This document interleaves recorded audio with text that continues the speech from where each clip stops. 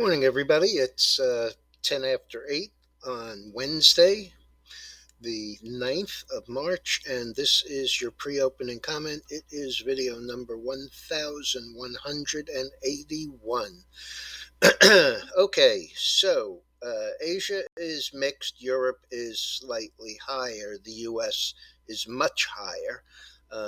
Initially at around 730, Dow futures were showing up about 480, Nasdaq up 250, and the S&P up about 60. Currently,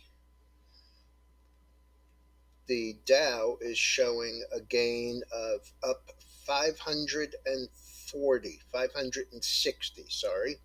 S&P up 78 versus that 63, and Nasdaq also higher by about 300.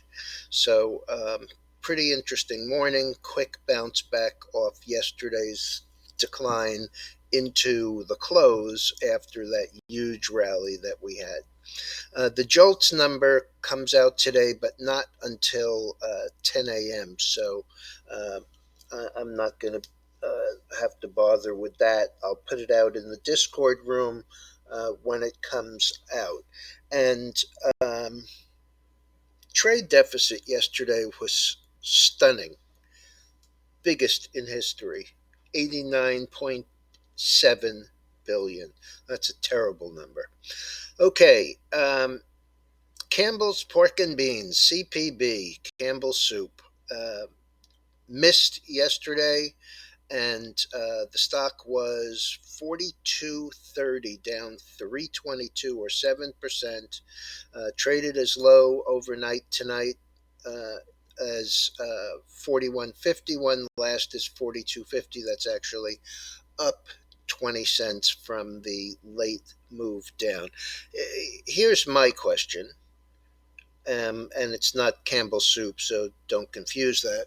Uh, but I saw Jared Bernstein, who was Biden's economic advisor when he was vice president, and now again when he's president, say something that is absolutely so stupid, it's hard to believe that he has any ability in understanding economics, which means as the main advisor to Biden, there's even less of a chance it'll make sense.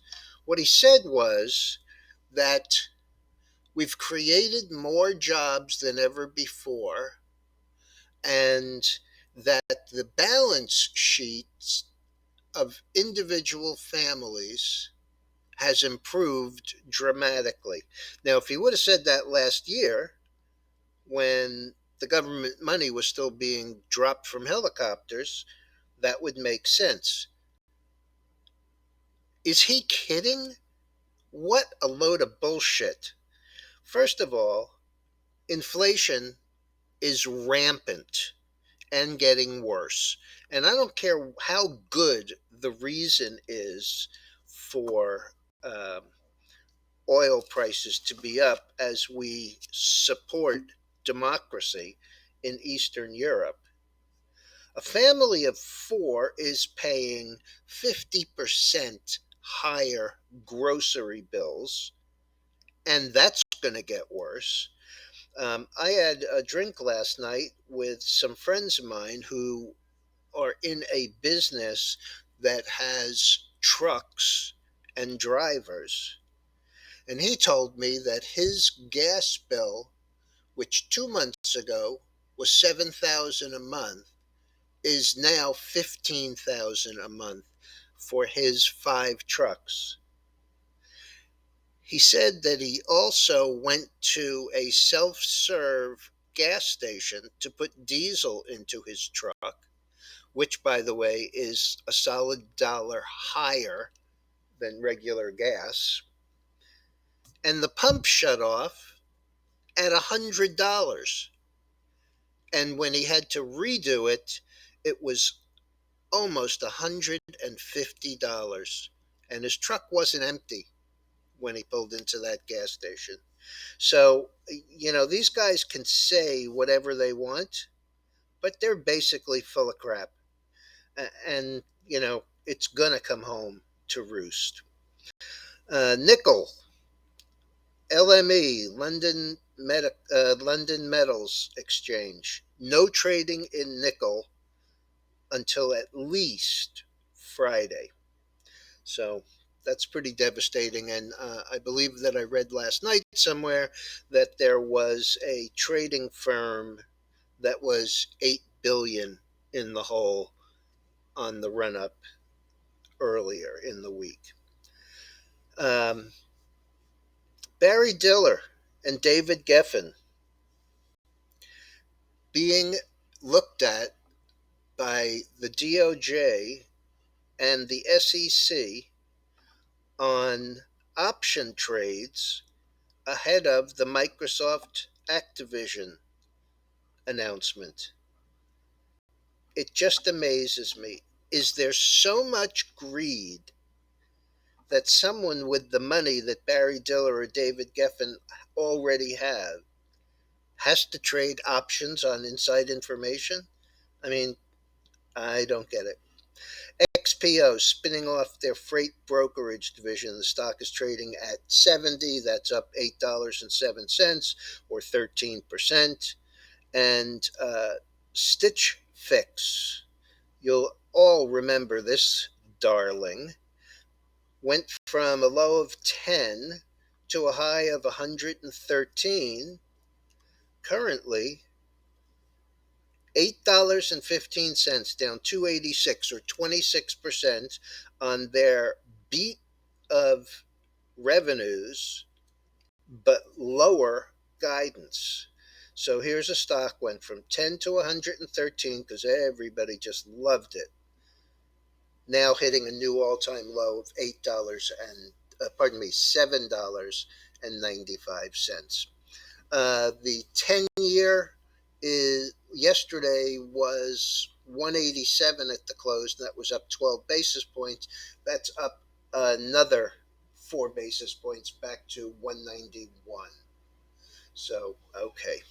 Oil turned back down about $3. Grains still, wheat down, but soybeans up, soybean products up. Um, and these markets had gone parabolic. It doesn't surprise me to see them come down. Another one that went parabolic that we've been watching is the gold. If you recall, Dennis gave us a high valuation number the day before yesterday. We got there, and this morning we're down $31, back to solidly still over 2,000, even though it's down 31. Hit a high overnight of 2068 and a half. To give you an idea of what that looks like, it's so far an inside day today. Be hard to beat yesterday's inside day with a range of just under $100. But looking at it in context, we came awfully close to that 2089 high.